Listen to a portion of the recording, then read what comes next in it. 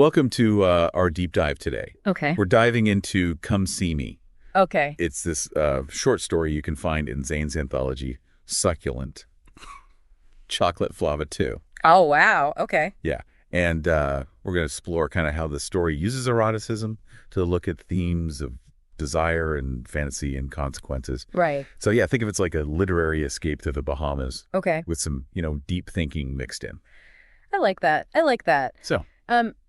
So one thing that I find really interesting about this story is that it doesn't just use the Bahamas as like a backdrop. Huh. It really plays with kind of our expectations of like what that setting, represents. Yeah. We're primed for paradise, when we think of the Bahamas. Oh, of course. But Mona, our protagonist, she finds herself dealing with like some seriously demanding clients. Yes, exactly. Mona's a corporate event planner, and her current clients are just like the worst. They expect perfection, especially the wife, Jill. Okay. I mean, we're talking private planes, luxury hotels. Wow. But then also constant complaints and last-minute demands. Oh, my God. So it really does set up this tension between, like, the idyllic setting and the reality of Mona's work life. Yeah, I see that tension for sure. And Okay. and that tension is so key because it really feeds into, like, Mona's desire for escape.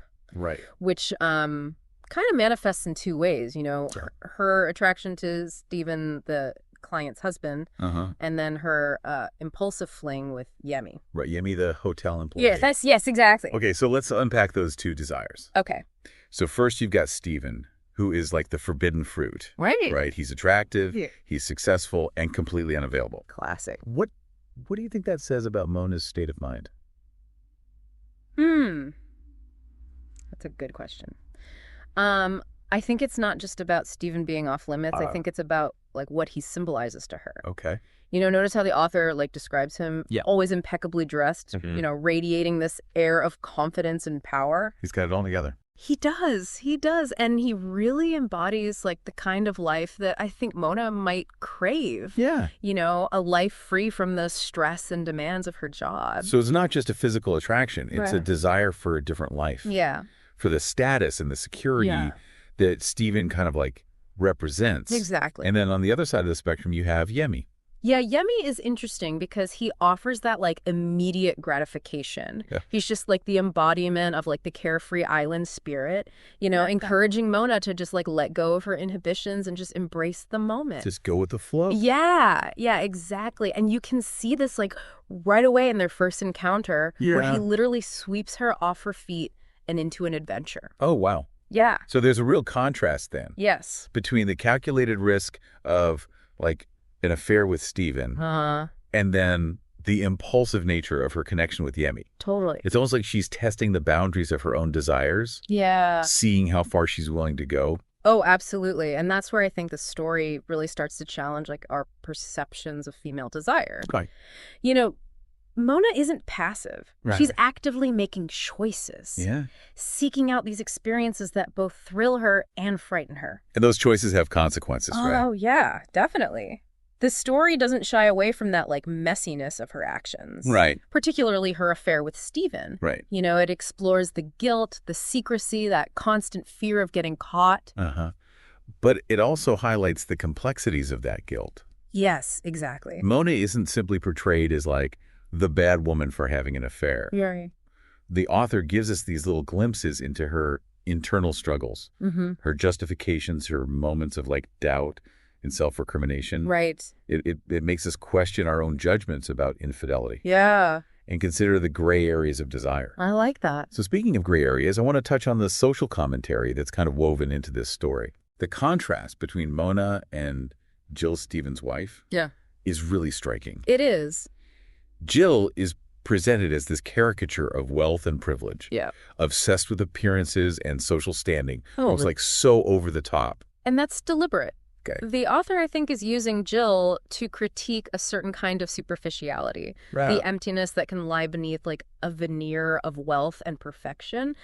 Mona, on the other hand, is struggling with these more relatable desires Right. for connection, for escape, Yeah, for a sense of agency in a world that often feels very restrictive. for sure. Yeah. As we're talking about these contrasting female characters, it makes me think about Yemi's role in all of this.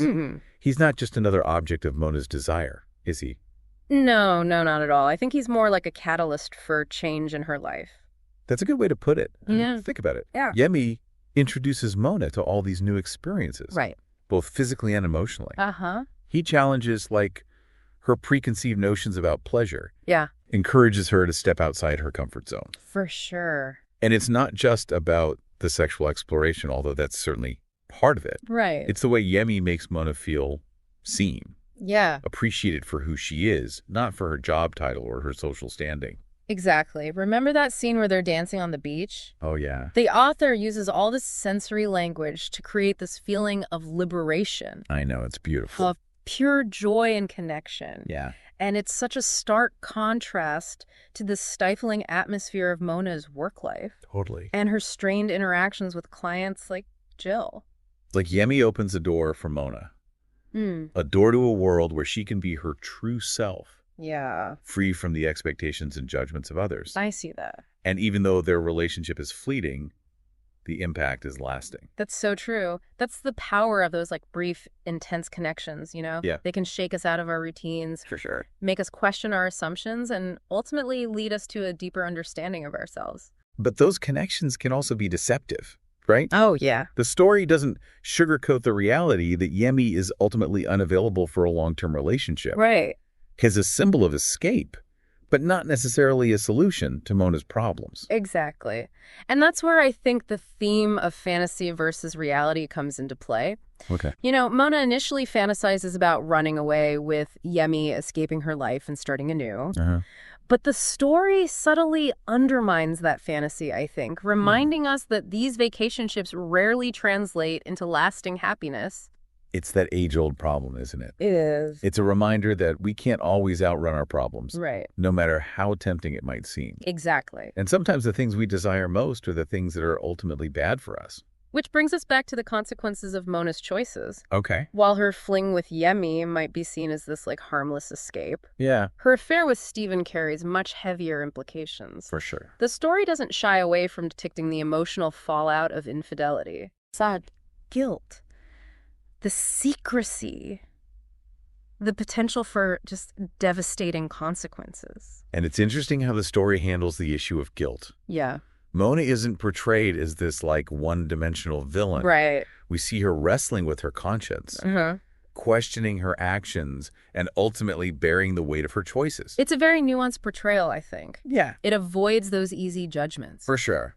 The author invites us to consider, like, the complexities of desire, Right. the gray areas of morality, and the fact that even good people can make bad decisions. And those decisions can have ripple effects, right? Oh, absolutely. Impacting not just the individuals involved, but also the people around them. Of course. We see this with Jill, who, despite her flaws, is clearly hurt by Stephen's betrayal. Yeah. The story reminds us that our actions have consequences. Right. And sometimes those consequences can be far-reaching.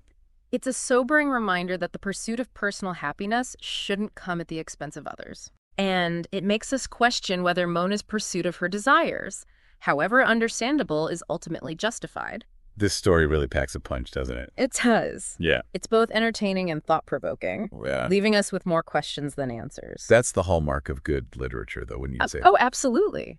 It challenges us to think critically, to examine our own values and beliefs, and to grapple with like the complexities of the human experience. We've talked a lot about the choices Mona makes and like the impact those choices have, on her and everyone around her. Right. But what do you think the author is trying to say about desire itself?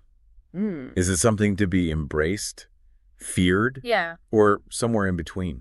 That's a great question, and one that I think the story is grappling with, like, throughout. Notice how desire is presented in, like, these different ways. Okay. There's the forbidden desire for Stephen, right, the impulsive desire for Yemi, and even Jill's desire for social status and all those material possessions. Oh, yeah, that's true. And I think what connects them all is this sense of longing, a yearning for something that seems just out of reach. And that yearning often leads to actions. Yes. Both good and bad. Right. Mona acts on her desires. She does. And those actions have consequences, Yeah. some positive and some negative. Right. It seems like the story is suggesting that desire is this powerful force. Yeah. One that can drive us to great heights or lead us down these dangerous paths. It's a double-edged sword. It is. Yeah. It is. And I think it's not about judging desire as right or wrong, but rather understanding its complexity and recognizing its potential to both shape and shatter our lives. I see that. Think about how the story uses the setting of the Bahamas. Okay. It's a place that we associate with freedom and escape, right? Right. But it's also a place where social hierarchies and power dynamics are very much at play. You're right. The setting isn't just a backdrop. It's not. It's like a reflection of the internal conflicts that Mona's experiencing. Right. She's surrounded by beauty and luxury. But she's also trapped in this web of expectations and obligations. And that tension is, I think, what makes the story so compelling. It forces us to confront our own desires and to question whether we're truly in control of them or if they're controlling us. That's a good point. Remember the title of the story? Come See Me. Yes. It's an invitation. Okay. But it's also a challenge. Yeah. It's as if Mona is daring us to look beyond the surface and to see her for who she truly is, flaws and all. And isn't that what the best stories do? I think so. They hold up a mirror to our own lives. Yes. Forcing us to confront our desires. Right. Our fears. The choices we make along the way. Absolutely.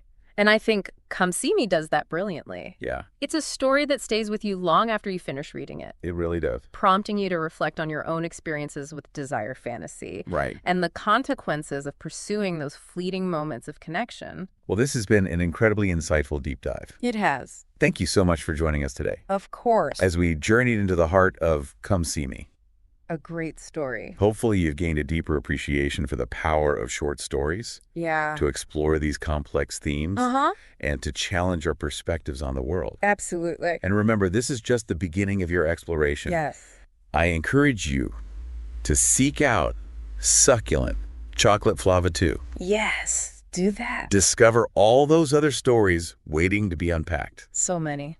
You never know what insights and revelations await you within those pages. You really don't. Until next time, keep diving deep and keep exploring the stories that shape our understanding of ourselves and the world.